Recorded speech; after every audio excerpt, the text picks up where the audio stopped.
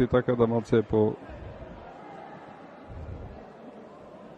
Да. Арсен предходно го победил Фатлум Брака од Косово. Исто така и Фати исто така го има победено Фатлум. Значи сега ти имат по една победа и сега меѓусебната борба одлучува кој ќе биде првак. Види, ова се можности овој турнир да се провери, да се види, да се поразговара. Значи, некојаш често пати има и некои критики, рече имаш или немаше квалитет, колку борачи бе, што бе.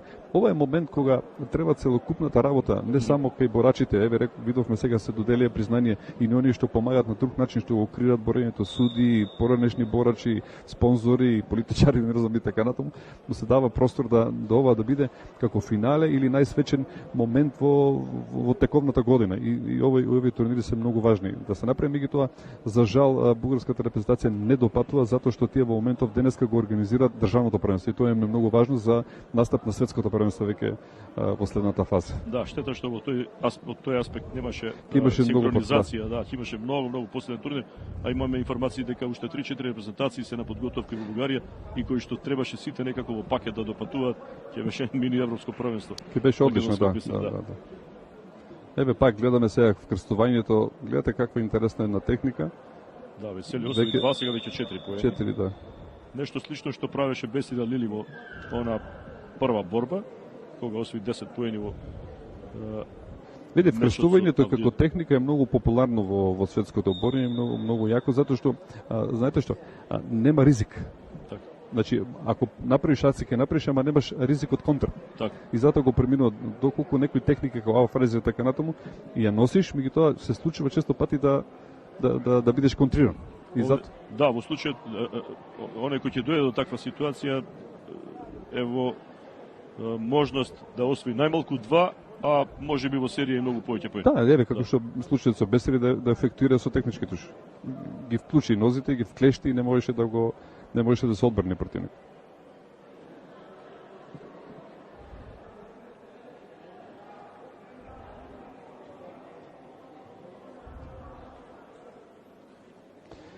Ова е интересно кога се обидуваат да дојдат до она што претходно споменав во коментарот дека најпрво се доаѓа за вратот на противникот, па во опит со некои лажни движења едноставно да се дојде можеби до предната нога, па да се направи некаков зафат.